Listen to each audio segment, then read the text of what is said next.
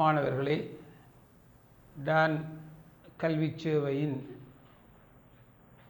ஊடாக ஏஎல் வகுப்புகளில் நாங்கள் இரசாயனவியல் கற்பித்தல் பற்றி தொடர்ச்சியாக பார்த்து கொண்டிருக்கின்றோம். அந்த வரிசையில் இன்றும் நாங்கள் இரசாயனவியல் தொடர்பாக உங்களுடன் சில அம்சங்களை நாங்கள் கலந்துரையாட இருக்கின்றோம். இந்த வகுப்பிலையும் பௌதிக இரசாயன பகுதியில் இரசாயன இயக்கவியலில் நடைபெறுகின்ற சில அம்சங்களை பற்றி நாங்கள் இங்கே பார்க்க இருக்கின்றோம்.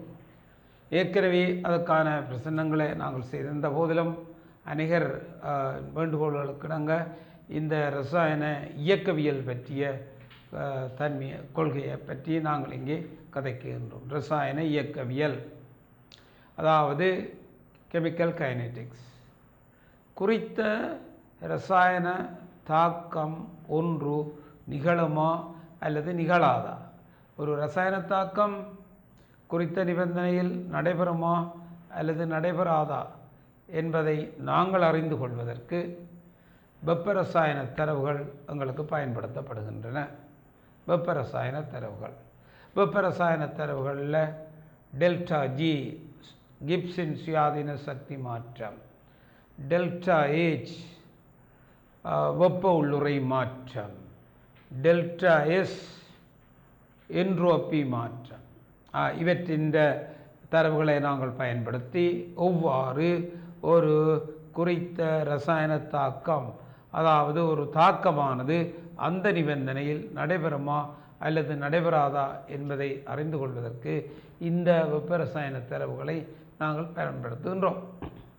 டெல்டா ஜி சமன் delta H minus T into delta S. இது நியம நிலையாக இருந்தால் டெல்டா ஜி தீட்டா சமன் delta H theta minus T into delta S தீட்டாவாகும்.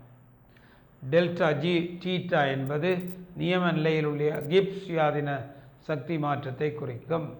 டெல்டா ஹெச் தீட்டா என்பது நியம நிலையில் உள்ள வெப்ப உள்ளுறை மாற்றத்தை குறிக்கும்.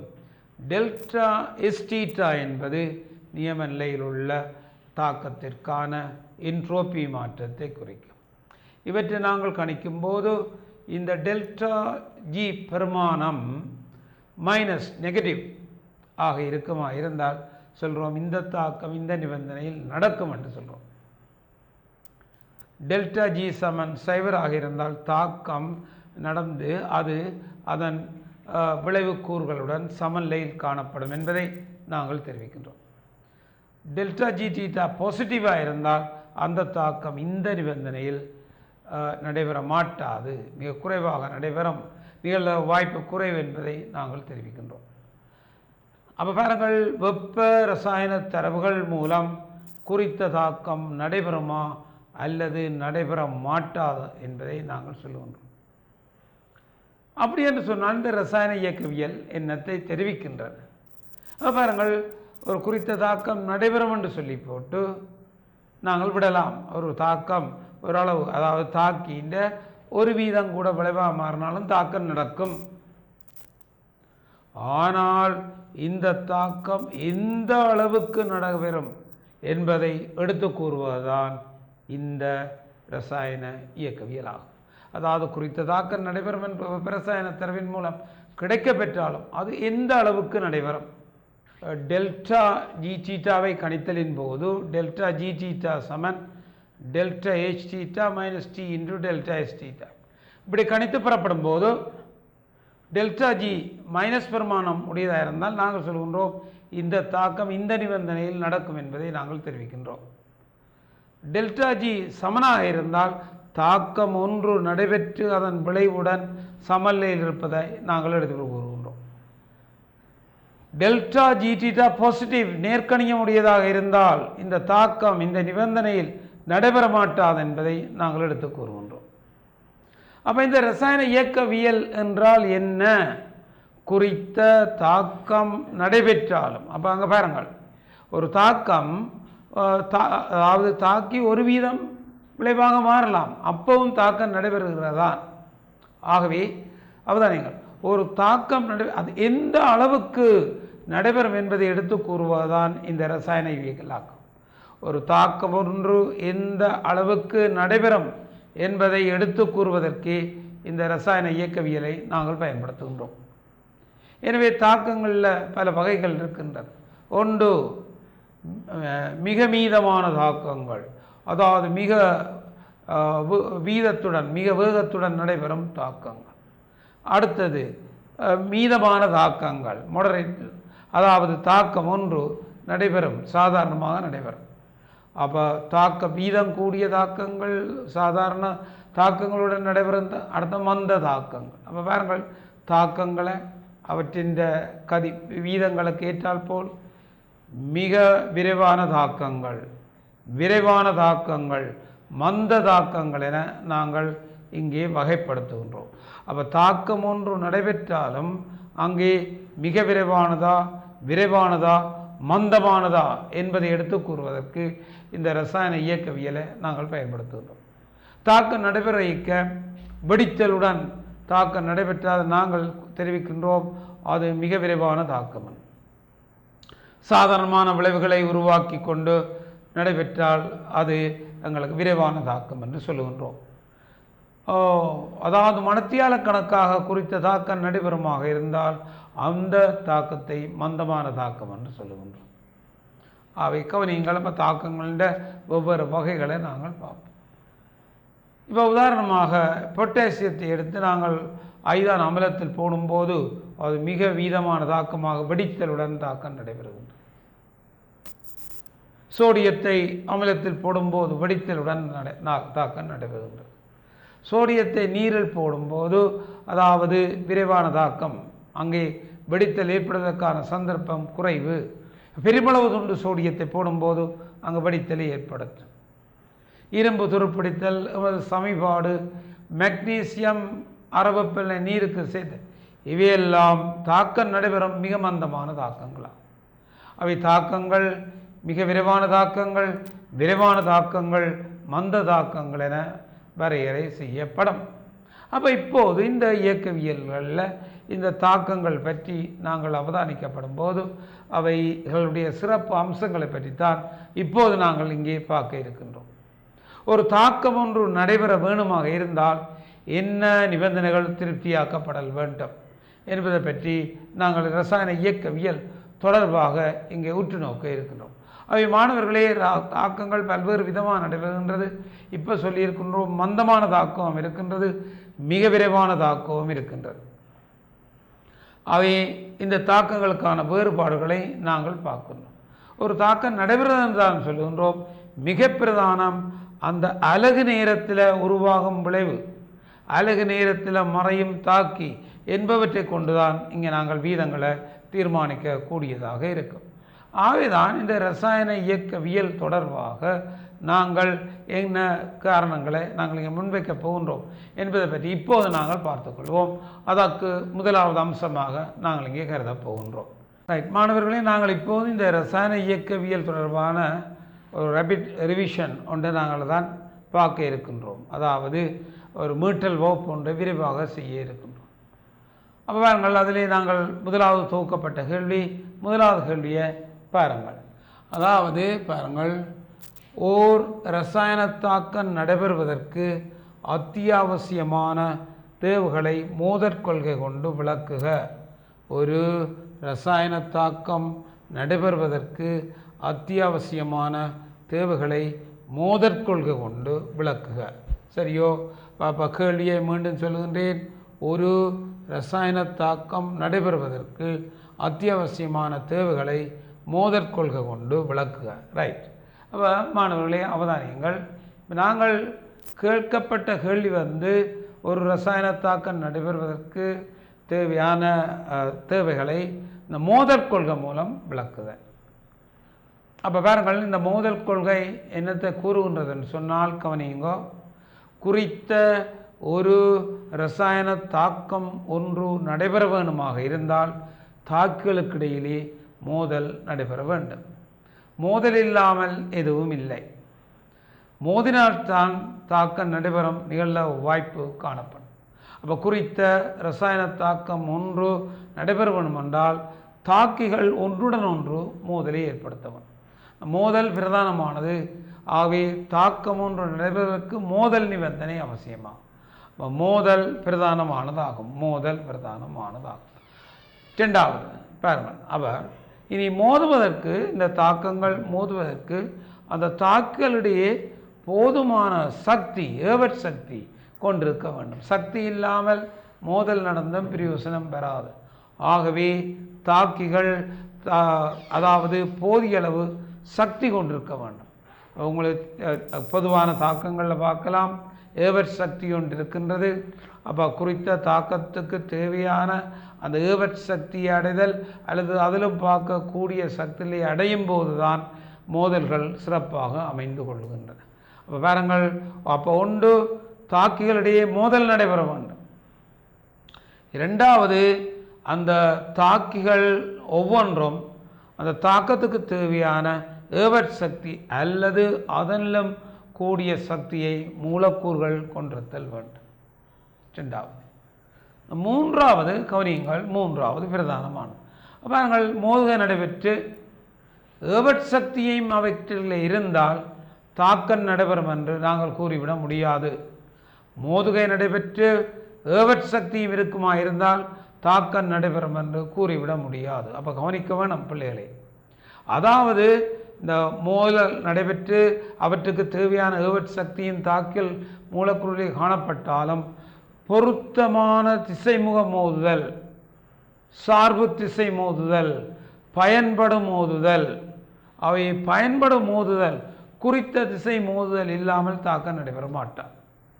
அப்போ அவதானிக்கணும், ஒன்று இரசாயன தாக்கமடையும் தாக்கிகள் மோதல் வேண்டும். இரண்டு, அந்த தாக்கிகள் இந்த தாக்கத்துக்கு தேவையான ஏவற் சக்தி அல்லது அதெல்லாம் கூடிய சக்தியை கொண்டிருத்தல் வேண்டும். மூன்று, குறித்த திசையில் மோதல் வேண்டும். அது மிக பிரதானம், குறித்த திசையில் மோதல் வேண்டும். அப்போ தாக்கிகள் மோதினால் விளைவு பெறாது. அந்த பிணைப்பு உடைந்து உண்டாகிற அந்த சார்பு திசை பயன்படும் மோதுகைகள் இருக்க வேண்டும். அப்படியான சார்பு திசை பயன்படும் மோதுகைகள் இருந்தால்தான் இந்த மோதக் கொள்கையின்படி தாக்கம் நடைபெறும். எனவே கவனியுங்கள், தாக்கம் அதாவது ஒரு செகண்டில் தாக்கிகள் ஒரு செகண்டில், குறித்த ஒரு செகண்டில் அலகு நேரத்தில் தாக்கிகளுக்கிடையே ஏற்படுத்தப்படும் பயன்படும் மோதுகைகளின் எண்ணிக்கை உயர்வாக காணப்பட்டால் தாக்க வீதமும் உயர்வாக இருக்கும். அலகு நேரத்தில் பயன்படும் மோதுகைகளின் எண்ணிக்கை உயர்வாக இருந்தால் தாக்க வீதமும் உயர்வாக இருக்கும். அந்த மூன்று நிபந்தனையும் பிரதானம். தாக்கி மூலக்கூறுகள் மோதல் வேண்டும், தாக்கத்துக்கு தேவையான ஏவற் சக்தி அல்லது அதிலும் கூடிய ஏவற் சக்தியை கொண்டிருத்தல் வேண்டும். மூன்றாவது, குறித்த திசை பயன்படும் மோதுகை இருத்தல். இந்த மூன்றும் இருந்தால் குறித்த தாக்கம் இங்கு நடைபெறும் வாய்ப்பு காணப்படும். ஆகவே அதற்கான விடைகளை நாங்கள் பார்த்து கொள்வோம். பாருங்கள், அவை இந்த இதற்குரிய விடைகளை நாங்கள் பார்ப்பதாக இருந்தால் பாருங்கள்,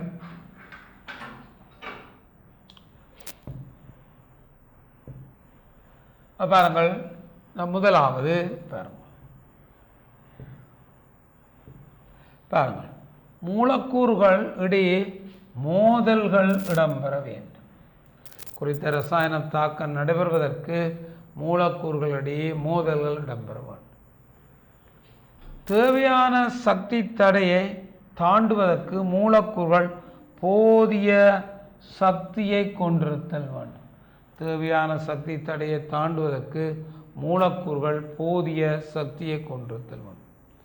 மூன்றாவது, இந்த பொருத்தமான திசைமுகத்தில் மோதல் வேண்டும். பாருங்கள், ஒன்று மோதல்கள் நடைபெற வேண்டும். ரெண்டு, போதிய சக்தியை கொண்டிருத்தல் வேண்டும். மூன்று, பொருத்தமான திசைமுகத்தில் மோதல் வேண்டும். பொருத்தமான திசைமுகத்தில் மோதல் வேண்டும். அப்போ இதை பற்றி நீங்கள் அவதானிக்க வேண்டும். அப்போ பாருங்கள், மோத வேண்டும், போதிய சக்தியை கொண்டிருத்தல் வேண்டும், பொருத்தமான திசைமுகத்தில் மோத வேண்டும். இதை பற்றி நாங்கள் அவதானிக்கும் போது பார்த்து கொள்ளுங்கள். பாருங்கள். ரைட் மாணவர்களை, குறித்த ஒரு ரசாயன தாக்கம் நடைபெறுவதற்கு நாங்கள் பார்த்தோம். இங்கே பாருங்கள், இது மூலக்கூட்டு பின்னம்,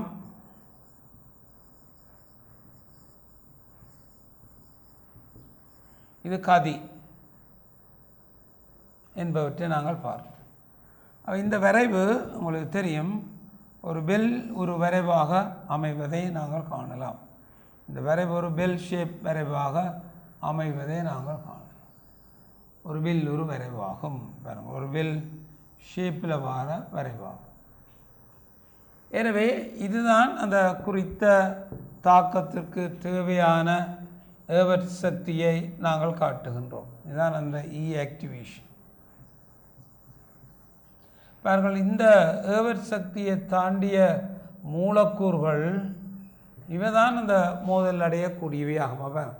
ஏவற் சக்தியை தாண்டிய மூலக்கூறுகள் இதான் ஏவற் இந்த சக்தியிலே அதிலும் கூடிய சக்தி பெற்ற மூலக்கூறுகள் எங்களுக்கு மோதுகையில் ஈடுபடும் போது இந்த தாக்க விளைவுகள் உச்சக்கட்டமாக எங்களுக்கு உருவாவதை நாங்கள் காணலாம். மூலக்கூட்டு பின்னம், இந்த N1 மூலக்கூறுகள் ஆவி இது இந்த தாக்க வீதம் குறிக்கப்பட்ட வெப்பநிலை T1. இந்த வெப்பநிலையை அதிகரிக்க செய்தால் பாருங்கள், இந்த வெப்பநிலையை நாங்கள் அதிகரிக்க செய்தோமாக இருந்தால் பாருங்கள், அந்த மூலக்கூறுகள் எண்ணிக்கை மேலும் அதிகரிக்கும். அப்போ வெப்பநிலை அதிகரிக்கும் போது மூலக்கூறுகள் எண்ணிக்கை அதிகரிக்கும், ஒரு சக்கல் நிகழ்வும் பயன்படும் மோதுகைகள் அதிகரிக்கும், தாக்க வீதம் அதிகரிக்கும். அப்போ பாருங்கள், அப்போ அவதானித்துக் கொள்ளுங்கள். பாருங்கள், குறித்த ஒரு வெப்பநிலையை நாங்கள் கருதும் போது ஒரு குறிக்கப்பட்ட மூலக்கூறுகள் அந்த ஏவற் சக்தி தடையை தாண்டிய மூலக்கூறுகளாக இருக்கும். அவைதான் இங்கே தாக்கம் அடையும் வாய்ப்புகளை நாங்கள் காணலாம். அப்போ 1 மூலக்கூறுகள் மோத வேண்டும், 2 இந்த மூலக்கூறுகள் தேவையான தாக்கத்துக்கு தேவையான ஏவற் சக்தி அல்லது அதெல்லாம் கூடிய சக்தியை கொண்டிருத்தல் வேண்டும். 3வது மிக பிரதானம், இந்த 2 அம்சம் இருந்தால் போல போதாது, 3வது அம்சம் திருப்தி செய்யப்பட்டால்தான் இந்த தாக்கம் நடக்கும். 3வது அதாவது குறித்த திசைமுகத்தில் மோதல், குறித்த திசையில் அவை சார்பு திசை குறித்த திசையில் மோதல் வேண்டும். அப்போ பாருங்கள், இதை அவதானிக்கும் போது என்ன மாதிரியான மாற்றம் இங்கே காணப்படும் என்பதை நாங்கள் அதுக்கு ஒரு உதாரணமாக நாங்கள் இப்போ பார்த்துக்கொள்வோம். பாருங்கள், ஒரு உதாரணத்தை நாங்கள் பார்த்தால் பாருங்கள், ஓசோன் சக NO விளைவு O2 சக NO. ஓசோன் NO வாயுவுடன் மோதுபடும் போது O2வும் NO2வும் விளைவாக பெறப்படும். O2 NO2 விளைவுகள் தோன்றும், O2 NO2 விளைவுகள். எனவே இங்கு நாங்கள் இங்கு பார்த்தால் பாருங்கள், NO இதுதான் NOவின் அமைப்பு. NO அவை NOவின் அமைப்பு இங்கு காட்டுங்கள். அப்போ ஓசோன் இங்கே பாருங்கள், ஓசோன் மூலக்கூறை நாங்கள் பார்ப்போமா இருந்தால் O டபுள் பாண்ட் O. பாருங்கள், மோதல் கவனிங்க. இந்த மோதலை நாங்கள் பார்க்கும்போது இந்த மோதல் அதாவது அவதானித்துக் கொள்ளுங்கள் மாணவர்களே, என்ன மாதிரி என்று சொன்னால், இந்த ஓசோனில் உள்ள O அணுவும் NOவில் உள்ள O அணுவும் மோதுவதால் இந்த தாக்கம் நடைபெறப் போகிறது இல்லை. ஓசோனில் உள்ள O அணுவும் NOவில் உள்ள O அணுவும் மோதுவதால் நாங்கள் சொன்னோம் மோதுதண்டு. ஆகவே இது பொருத்தமான திசைமுகத்தில் மோத வேண்டும். அப்போ எவ்வாறு அது குறித்த திசைமுகம்? ஓசோனில் உள்ள O அணுவும் NOவில் உள்ள N அணுவும் இடையிலே மோதுகை நடைபெறும் போது அது பயன்படும் மோதுகை சார்பு திசை மோதுகையாக இருக்கும். அப்போ பாருங்கள், நாங்கள் மோதல் நடைபெறும் என்று சொல்ல அது குறித்த திசை மோதல் நடைபெறும். ஓசோனில் உள்ள O அணுவுக்கும் NOவில் உள்ள N அணுவுக்கும் இடையே மோதுகை நடைபெற்று ஏவற் சக்தி இருந்து காணப்படும் போது இந்த தாக்கம் சுலபமாக நடைபெறும். அப்போ மோதுகை எவ்வாறு நடைபெறப் போகின்றது? அப்போ இது பொருத்தமற்ற மோதுகை. அவை சரியான மோதுகை எங்களுக்கு நடைபெற வேணுமாக இருந்தால் O டபுள் பாண்ட் O அங்கால கவனமாக பாருங்கள், இந்த மோதுகை NO. அவை இவ்வாறு இந்த மோதுகை நடைபெறும் சந்தர்ப்பத்தில் ஓசோனில் உள்ள ஓவுக்கும் NOவில் உள்ள எண்ணுக்கும் மோதுகை நடைபெறும் சந்தர்ப்பத்தில் அவை O டபுள் பாண்ட் O அடுத்தது NO. இந்த பிணைப்பு உடைந்து இந்த பிணைப்பு உருவாகும். அவை ஓற்றுவும் NO2வும் விளைவாக கிடைக்கும். பாருங்கள், ஓசோனில் உள்ள ஓவுக்கும் NOவில் உள்ள ஓ. அப்போ அப்போதான் நீங்கோ மாணவர்களே, ஓசோனில் உள்ள O அணு ஒன்றுக்கும் NOவில் உள்ள N அணுவுக்கும் இடையேயான சார்பு திசை மோதுகையின் போது OO பிணைப்பு உடையும் ON பிணைப்பு உருவாகும். ஆகவே O2வும் NO2வும் உருவாகும். அப்போ இதை மறக்கக்கூடாது. ஒரு குறித்த இரசாயன தாக்கம் நடைபெறும் போது மோதுகை கொள்கை மூலம் 3 நிபந்தனைகள் திருப்தியாக்கப்படல் வேண்டும். அதாவது மூலக்கூறுகள், தாக்கும் மூலக்கூறுகள் ஒன்றுடன் ஒன்று மோத வேண்டும். தாக்கும் மூலக்கூறுகள் தாக்கத்துக்கு தேவையான ஏவற் சக்தி அல்லது அதெல்லாம் கூடிய ஏவற் சக்தியை கொண்டிருத்தல் வேண்டும். 3வது, பொருத்தமான திசைமுகத்தில் மோத வேண்டும். இந்த 3ம் திருப்தி செய்யும் போது குறித்த தாக்கம் சுலபமாக குறித்த நிபந்தனையில் நடைபெறும். ஆகவே இந்த இரசாயன இயக்கவியல் மூலம் இந்த தாக்கம் இந்த நிபந்தனை நடைபெறும் என்பதை நாங்கள் காட்டிக்கொள்ள முடியும். அப்போ பாருங்கள், ஆகவே பாருங்கள், அப்போ இப்போது இதை நீங்கள் பார்த்தால் பாருங்கள், மூலக்கூறுகளிடையே மோதுகை நடைபெற வேண்டும். அதான் எங்களோட முதலாவது நிபந்தனை. 2, தேவையான சக்தி தடையை தாண்டுவதற்கு மூலக்கூறுகள் போதிய சக்தியை கொண்டிருத்தல் வேண்டும். படத்தின் மூலம் காட்டியிருக்கின்றோம். மூலக்கூறுகள் போதிய சக்தியை கொண்டிருத்தல் வேண்டும். 3வது, பொருத்தமான திசைமுகத்தில் மோத வேண்டும். மிக பொருத்தம். அவை ஓசோன் NO தாக்கத்தில் ஓசோனில் உள்ள ஓவும் NOவில் உள்ள NOக்கும் இடையே மோதுகை நடைபெறும். அப்போதுதான் இந்த விளைவு உருவாக்கப்படும். பொருத்தமான திசைமுகத்தில் மோதல் வேண்டும். அதை தொடர்ந்து நாங்கள் அடுத்த கேள்வியை பற்றி பாருங்கள். தரப்பட்ட ஒரு கேள்வி, ஆர்கானிக்கில் வருகின்ற ஒரு கேள்வி, அதை பற்றி பாருங்கள். மாணவர்களே, இங்கே ஆர்கானிக்கில் வருகின்ற இந்த கேள்வியை பற்றி நாங்கள் பார்க்க போகிறோம். எதீனுக்கும் HXக்கும் இடையில் நடைபெறுகின்ற தாக்கமும் அதன் பொறிநுட்பத்தையும் நாங்கள் பார்ப்போம். எதீன் HBr அல்லது HCl போன்ற HX-உடன் தாக்கமடையும் போது ஒரு கூட்டல் சேர்வை பெறப்படும். CH3 CH2Cl என்கின்ற கூட்டல் சேர்வை பெறப்படும். தாக்கம் அதாவது மின்னாட்ட கூட்டல் தாக்கம் எனப்படும்.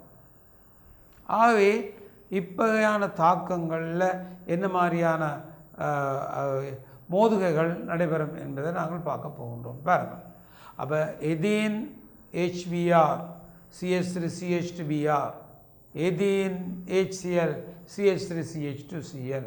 HCl பிணைப்பு உடைவதிலும் பார்க்க HBr பிணைப்பு சுலபமாக நடைபெறும். அவை எதீன் HCl-உடன் நடைபெறும் தாக்க வீதத்துடன் ஒப்பிடும்போது எதீன் HBr-உடன் நடைபெறும் வீதம் உயர்வானதாக காணப்படும். அப்போ கேள்வியை நன்று அவதானியுங்கள். கேள்வியை பாருங்கள். எதீன் வாயுவிற்கும் HCl வாயுவும் சேர்ந்து CH3 CH2Cl கேஸ் எனும் விளைவை தருகின்றது. எனும் தாக்கத்தில் பொருத்தமற்ற மோதுகைகளை படமொன்றின் மூலம் காட்டுக. எனும் தாக்கத்தில் பொருத்தமற்ற மோதுகைகளை படமொன்றின் மூலம் காட்டுக. அப்போ எதீன் HCl இந்த தாக்கத்தில் பொருத்தமில்லாத மோதுகைகளை நாங்கள் படம் ஒன்றின் மூலம் காட்ட போகிறோம். அப்போ பாருங்கள், முதலாவது அம்சம் பாருங்கள். இந்த பொறிமுறையை பார்த்தால் எதீன்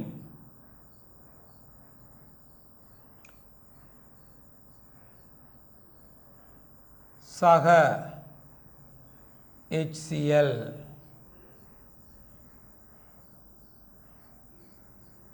அப்போ இங்கே பாருங்கள் என்னென்று சொன்னாலாம் பாருங்கள், இந்த பைலத்திறன்கள் இங்கே போக இங்கே டெல்டா மைனஸ் டெல்டா ப்ளஸ், இதுவே மின்னாடியாக தொழிற்படும். அப்போ இது பொறிமுறை. நாங்கள் மோதுகைகளை காட்டுவோம். அவை மின்னாடியாக தொழிற்படும். அவை இந்த தாக்கம் மின்னாட்ட கூட்டல் தாக்கம் ஆகும். அவை இப்பொழுது இவர் சேர CH3 CH2+, இந்த கார்போகேட்டையன் உருவாகும். இங்கே போன உடனே சக Cl- பாருங்க. அதற்கு பிற்பாடு என்ன நடக்க போகுதுன்னு சொன்னால், இங்குள்ள Cl- இவருக்கு எலக்ட்ரானை வழங்குவதன் மூலம் விளைவாக CH3 CH2 Cl உருவாக்கப்படும். இது பொறிமுறை. அப்போ மாணவர்களே, இந்த பொறிமுறையின் அடிப்படையில் பாருங்கள், எதீன் HCl தாக்கத்தில் CH3 CH2 Cl விளைவு உருவாக்கப்படுகின்றது. பொறிநுட்பத்தின் அடிப்படையில் இது இலத்திரன் நாட்ட கூட்டல் தாக்கம் அல்லது மின்னாட்ட கூட்டல் தாக்கம் என அழைக்கப்படும். கூட்டல் தாக்கம் என்றால் என்ன? தாக்கிகள் தாக்கமடையும் போது, அதாவது இங்கே எந்த ஒரு விளைவும் வெளியில் செல்லாமல், அதாவது முழுக்க ஒன்று சேர்தல், தாக்கியலிடையே தாக்க A+B AB என்கின்ற ஒரு நிபந்தனை இங்கே உருவாக்கப்படும். அப்போ மின்னாட்ட கூட்டல் தாக்கம், இலத்திரன் நாட்ட கூட்டல் தாக்கம். காபன் இரட்டைப்பிணைப்பு இலத்திரன் அடர்த்தி கூடியது. ஆகவே இந்த HCl H நேரேற்றம் முனைவு காரணமாக நேரேற்றத்தை பெற்றுக்கொள்ளும். ஆகவே இந்த H வந்து இந்த பைலத்திரனை நாடி போய் பைலத்திரண்ட முகிலை உடைத்து அதுக்கு பிறகு இந்த தாக்கத்தை தொடக்குகின்றது. அப்போ இவை ரெண்டு பேரும் என்று சொன்னால், முதலாவது நாங்கள் சொல்லி போட்டு விடலாம், எதீன் மூலக்கூறுகளிடையேயும் HCl மூலக்கூறுடையும் மோதுகை நடைபெறணும். ஓகே. ரெண்டாவது, எதீன் மூலக்கூறுகளும் HCl மூலக்கூறுகளும் இத்தாக்கத்துக்கு தேவையான சக்தி தாண்டல் நிலையில் காணப்பட வேண்டும். சமனான சக்தி அல்லது அதெல்லாம் கூடிய சக்தியை கொண்டிருத்தல் வேண்டும். மூன்றாவது தான் இந்த பொருத்தமானது, அதுதான் கேள்வி. அப்போ என்ன மாதிரி இந்த தாக்கங்கள் மோதுகை அடைய போகின்றது என்பதை பற்றி நாங்கள் பார்க்க போகின்றோம். அப்போ அவதானியங்கள், இந்த தாக்கங்களை நாங்கள் இப்போ பார்க்க இருக்கின்றோம். பாருங்கள். அப்போ இதில் காணப்படுகின்ற இந்த தாக்கங்களை நாங்கள் இவ்வாறு இப்போ காட்ட இருக்கின்றோம். பாருங்கள். ஆகவே பாருங்கள், இது எதீன் ஐதரசன் அணுக்களை கொண்டிருப்பதை நாங்கள் காட்டுவோம்.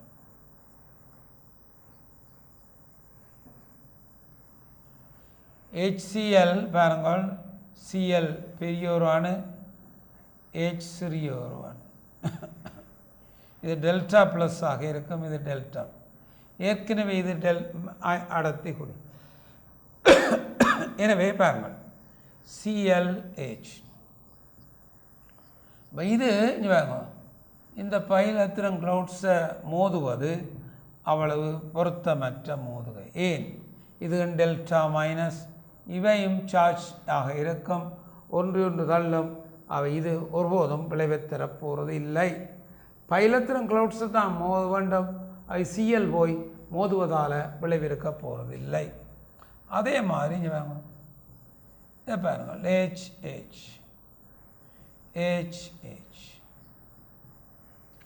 ஆகவே இங்கே பாருங்கள், இந்த மூலக்கூறில் காணப்படுகின்ற இந்த HCl இங்கே வந்து மோதுறதால அந்த விளைவு உருவாகாது. டெல்டா மைனஸ் டெல்டா ப்ளஸ் தான் அந்த விளைவை தராது. இந்த மோதுகைகள் அந்த விளைவை தராது. அப்போ கவனியுங்கள். அப்போ ஏராளமான மாணவர்கள் பாருங்கள், ஏராளமான சார்பு திசையற்ற மோதுகைகள் இருக்கின்றது. HCl உள்ள குளோரின் பைலத்திரனை சென்றடைந்து மோத முடியாது, தள்ளுகை நடைபெறும். HCl உள்ள குளோரின் எதீனில் இருக்கிற ஐதரசனை சென்று மோதி இந்த விளைவை தரமாட்டாது. HCl இருக்கிற குளோரின் காவன மோதி இந்த விளைவை தராது. HCl இருக்கிற ஐதரசன் காவன மோதி இந்த விளைவை தராது. HCl இருக்கிற ஐதரசன் எதிரில் இருக்கிற ஐதரசன் மோதி இந்த விளைவை தராது. இவையெல்லாம் பொருத்தமில்லாத மோதுகைகள். பாருங்கள், பல்வேறு பொருத்தமில்லாத மோதுகைகள் காணப்படுகின்றன. ஆனால் பொருத்தமான மோதுகை எதுவென்று நீங்கள் சொன்னால் இந்த நேரேற்றம், அதாவது டெல்டா பாசிட்டிவ் சார்ஜ் உள்ள இந்த ஐதரசன் அணு இலத்திரன் அடர்த்தியுடைய காபனுக்கு இடைப்பட்ட பைலத்திரன்களை மோதித்தான் இந்த பிணைப்பை ஏற்படுத்திக் கொள்ளும். ஆகவே பொருத்தமான மோதுகைகள், பொருத்தமற்ற மோதுகைகள் எல்லாம். அப்போ ஏராளமான பொருத்தமற்ற மோதுகைகள் காணப்படும் போது சிறிதளவில் பொருத்தமான மோதுகைகளும் இந்த விளைவை தரக்கூடியதாக இருக்குது. ஆகவேதான் மாணவர்களே, இந்த தாக்கிகள் மோத வேண்டும். அவை சக்தி தாண்டல், அதாவது சக்தி தாண்டல், இவரோட மிக முக்கியமானது இந்த பொருத்தமான திசை மோதுகைகள். அப்போ இப்போது இந்த படத்தின் மூலம் பொருத்தமான திசை மோதுகைகளை நாங்கள் பார்க்க போகின்றோம். பாருங்கள். அப்போ இங்கே பாருங்கள், இந்த படத்தை தெளிவாக பாருங்கள். இந்த H இந்த சீருடன் மோத, இப்போ நாங்கள் குறிப்பிட்டிருந்தோம், இது டெல்டா ப்ளஸ், இங்கே மைனஸ் சார்ஜ் இருக்கும். ஆகவே இந்த சந்தர்ப்பத்தில் பாருங்கள், அப்போ இது ஒரு பொருத்தமான மோதுகைக்குரிய அம்சமாக இருக்குங்க. ப்ளஸ் மைனஸ் எலக்ட்ரான் கிளவுட்ஸை மோதுது. இந்த எலக்ட்ரான் கிளவுட்ஸ் ஐதரசனை இழுத்து செல்லுது. தனது கிளவுட்ஸின் பிணைப்பை உடைத்து ஐதரசனை ஒரு காவன் பக்கத்தில் ஏற்றுக்கொள்ளுது. அது பொருத்தமான மோதுகை. இங்கே பாருங்கள், இது டெல்டா மைனஸ், இதுவும் எலக்ட்ரான் கிளவுட்ஸும் மைனஸ். இப்படி போத முடியாத தள்ளுகைகள் இருக்கும். ஆகவே இது பொருத்தமற்ற மோதுகை. ஆகவே இது பொருத்தமில்லாத மோதுகை.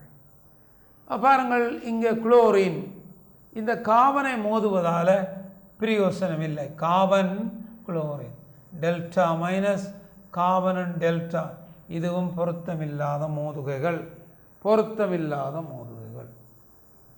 அடுத்தது H ஐதரசன், இந்த ஐதரசனை மோதுவதாலும் தாக்கம் நடைபெற போகிறதில்லை, பொருத்தமற்ற மோதுகைகள்.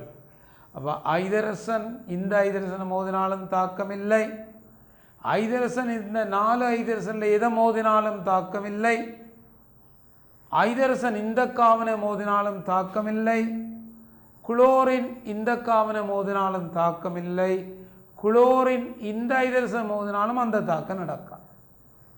ஆகவே ஏற்றுக்கொள்ளக்கூடிய ஒரே ஒரு தாக்கம் இது எங்களுக்கு அவதானித்த மட்டில் பொருத்தமான திசை முகம். ஆகவே மாணவர்கள் இந்த படங்களில் இருந்து இவற்றை அவதானித்துக் கொள்ளுங்கள்.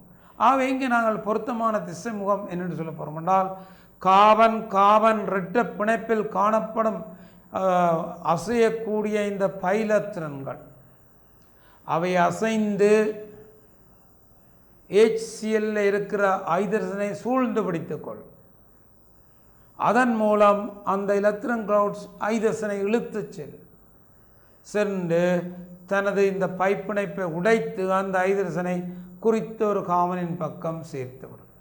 ஆகவே காபன் இரட்டை பிணைப்பில் உள்ள பைலத்திரன் முகிலுக்கும் HCl காணப்படுகின்ற ஐதரசனுக்கும் இடையில் தான் அந்த மோதுகை நடைபெறும். அப்படியான மோதுகை தான் சார்பு திசை மோதுகை பயன்படும். அதுதான் எதீன் சக HCl CH3CH2Cl விளைவை தரும். ஆகவே அந்த விளைவுக்கு இந்த மோதுகை காரணமாக இருக்கும். அவை மின்னாட்ட கூட்டல் தாக்கம் இல்லை, இலத்திரன் நாட்ட கூட்டல் தாக்கம் என அழைக்கப்படும். அவை சார்பு திசை மோதுகை. இவ்வாறு நடந்தால் விளைவு உருவாக்கப்படுவதை நாங்கள் காணலாம். எனவே நாங்கள் அடுத்த கேள்வியை பற்றி நகர்வோம். பாருங்கள், அடுத்த கேள்விக்கான அம்சம் பாருங்கள். AB என்னும் தாக்கத்தில் ஆரம்ப வீதம், சராசரி வீதம், கணநிலை வீதம் என்பவற்றை விளக்குக.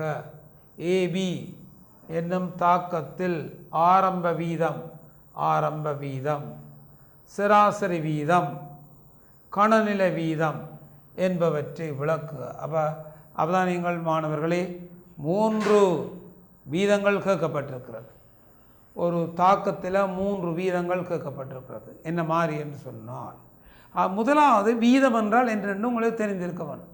ஒரு குறித்த தாக்கிலிருந்து விளைவுக்கு நடைபெறும் போது அலகு நேரத்தில் தாக்கியின் செறிவில் ஏற்பட்ட மாற்றம் அல்லது அதாவது விளைவின் செறிவில் ஏற்பட்ட மாற்றம் தாக்க வீதம் என்று அழைக்கப்படும்.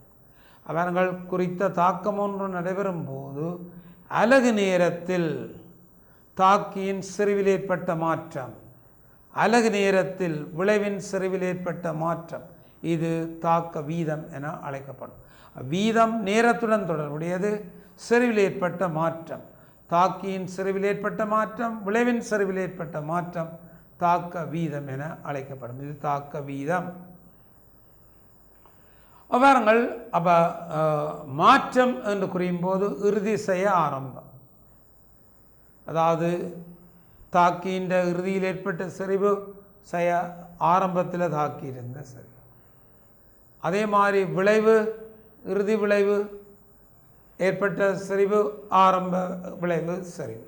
அப்போ மாற்றம் டெல்டா சி தாக்கி விளைவு என்பவை சார்பாக எழுதப்படும். இறுதி செறிவு, ஆரம்ப செறிவு. எனவே குறித்த தாக்கம் நடைபெறும் சந்தர்ப்பத்தில் தாக்கி பொருட்கள் அளவில் குறையும். எனவே குறித்த தாக்கம் நடைபெறும் சந்தர்ப்பத்தில் தாக்கியின் செறிவு குறைந்து செல்லும். அதே நேரத்தில் விளைவின் செறிவு அதிகரித்து செல்லும். அப்போ பாருங்கள், இந்த விளைவின் செறிவு அதிகரித்து செல்வதால் அங்கே செறிவு மாற்றம் நேர்பெருமானம் உடையதாகும். தாக்கியின் செறிவு குறைந்து செல்வதால் செறிவு மாற்றம் மரப்பெருமானம் உடையதாகும். அவை தாக்க வீதம் டெல்டா சி, செறிவில் ஏற்பட்ட மாற்றத்தின்கள் டெல்டா டி, இது அந்த தாக்கத்தின் தாக்க வீதமாகும். அப்போ பாருங்கள், தாக்கத்தின் தாக்க வீதம். அப்போ இப்போது இதை அவதானியங்கள் பாருங்கள், என்ன மாதிரின்னு சொன்னாலாம் பாருங்கோ. இப்போ பார்த்தால் பாருங்க, எங்களுக்கு இந்த XY என்ற தாக்கத்தை கருதுவோம். அப்போ இந்த தாக்கத்தின் அடிப்படையில் பாருங்கள், ஒரு மோல் X தாக்கமடையும் போது ஒரு மோல் Yயை தருகின்ற, ஒரு மோல் X தாக்கமடையும் போது ஒரு மோல் Yயை தருகின்றது. ஒரு மோல் X தாக்கமடையும் போது ஒரு மோல் Y கிடைக்கப்பெறுகின்றது. ஆகவே பாருங்கள், இந்த X சார்பான தாக்க வீதம், X சார்பான தாக்க வீதம், Xின் செறிவில் ஏற்பட்ட மாற்றத்தின்கள் நேர மாற்றம். அவை டெல்டா Xின் செறிவில் ஏற்பட்ட மாற்றத்தின்கள் டெல்டா டி. அப்போ செறிவில் ஏற்பட்ட மாற்றத்தின்கள் டெல்டா டியா. Yக்கு இதை நாங்கள் செய்யும்போது Yயின் செறிவில் ஏற்பட்ட மாற்றத்தின்கள் டெல்டா டியா.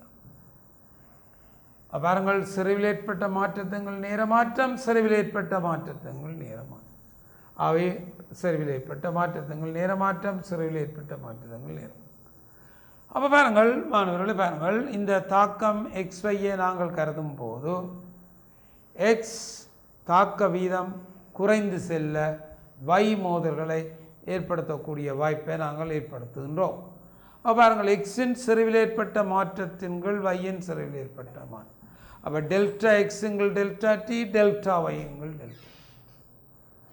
அவை X வீதம் குறைஞ்சு கொண்டு போகுது. என்ன மோதல்கள் நாங்கள் சொன்னோம் ஏற்கனவே, தாக்கம் நடைபெறக்கு மோதல் நடைபெறணும். Xின் நம்பர்ஸ் குறையுது, மூலக்கூறுகள் எண்ணிக்கை குறையுது. எனவே X மோதல்கள் குறைந்து கொண்டு வீதம் மந்தமடையும். ஆகவே அதை நாங்கள் சொல்வது X தேயும் வீதம், X தேஞ்சு செல்லும் வீதம். அதே நேரத்தில் Y மூலக்கூறுகள் எண்ணிக்கை கூடிக்கொண்டு போகுது. அப்போ Y மூலக்கூறுகள் மோதுவதால் மோதல்கள் அதிகரித்து கொண்டு போகிறோம். அவை Yயின் மோதல்கள் அதிகரித்து கொண்டு போகிறோம். அப்போ அங்கே நாங்கள் குறிக்கிறோம், அங்கே X தேர்ந்து கொண்டு செல்வீங்க, X மறைந்து கொண்டு போகும் வீதம், Y கூடிக்கொண்டு போகின்றது. அப்போ பாருங்கள், Y உருவாகும் வீதம். அப்போ Y உருவாகும் வீதம் டெல்டா Yங்கள் டெல்டா டி. X மறையும் வீதம் டெல்டா Xங்கள் டெல்டா டி. ஆனால் கவனிங்கள் பிள்ளைகளே, ரெண்டும் 1:1 ஒன்றுக்கொண்டு என்ற வீதத்தில் உருவாவதால் X தேயும் வீதமும் Y உருவாகும் வீதமும் சமம். எக்ஸ் மறையும் வீதம் அதை நாங்கள் குறிக்கலாம் மைனஸ் டெல்டா எக்ஸ் எங்கள் டெல்டா டி. y உருவாகும் வீதம் டெல்டா y எங்கள் டெல்டா டி. எக்ஸ் தேயும் வீதமும் y உருவாகும் வீதமும் சமனாக இருக்கும். ஏன் எக்ஸ் ஒய் இடையான பீசமானங்கள் 1:1 இருப்பதால் எக்ஸ் தேயும் வீதமும் y உருவாகும் வீதமும் சமம். அப்போ பாருங்கள், எக்ஸ் தேயும் வீதம் மைனஸ் டெல்டா எக்ஸ் எங்கள் டெல்டா டி, y உருவாகும் வீதம் டெல்டா y எங்கள் டெல்டா. எனவே இந்த தாக்கத்தின் தாக்க வீதம் ஆர் சமன் மைனஸ் டெல்டா எக்ஸ் எங்கள் டெல்டா டி, எக்ஸ் தேயும் வீதம் சமன் டெல்டா y எங்கள் டெல்டா டி, y உருவாகும் வீதம். அப்போ பாருங்கள், ஆகவே இந்த தாக்கத்தின் தாக்க வீதத்தை நாங்கள் அவதானிக்கும் போது இந்த தாக்கத்தின் தாக்க வீதம் ஆர் சமன் மைனஸ் டெல்டா எக்ஸ் எங்கள் டெல்டா டி சமன் டெல்டா y எங்கள் டெல்டா டி. அதாவது அவதானிங்கோ என்ன மாதிரி சொன்னால் பாருங்கோ, எக்ஸ் உருவாகும் வீதமும் அதாவது எக்ஸ் தேவடையும் வீதமும் y உருவாகும் வீதமும் தான். அப்போ தாக்கங்கள் நாங்கள் அவதானிக்கும் போது எக்ஸ் எவ்வளவாக குறையுதோ y அவ்வளவாக கூடுதோ, அது 1:1 உடையதாக இருக்கின்றது. அவை மறையும் வீதமும் உருவாகும் வீதமும் சமன். அவை இதன் அடிப்படையில் நாங்கள் இந்த தாக்கத்தின் தாக்க வீதம் எக்ஸ் மறையும் டெல்டா எக்ஸ் எங்கள் டெல்டா டி, y உருவாகும் வீதம் டெல்டா y எங்கள் டெல்டா டி ஆகும். எனவே மாணவர்களே, இந்த காணொலியை இதுடன் நாங்கள் நிறைவேற்றிக் கொள்கின்றோம். தொடர்ந்து வரும் காணொலியில் இந்த தொடர்ச்சிகளை நீங்கள் அவதானிக்கலாம். எனவே இந்த காணொலியை பற்றி உங்களுடைய கருத்துக்களை நீங்கள் உங்களுக்குள்ளே பரிமாறிக்கொள்ளலாம். அவை உங்களிடம் நன்றி கூறி விட விரும்புகிறேன். நன்றி, வணக்கம்.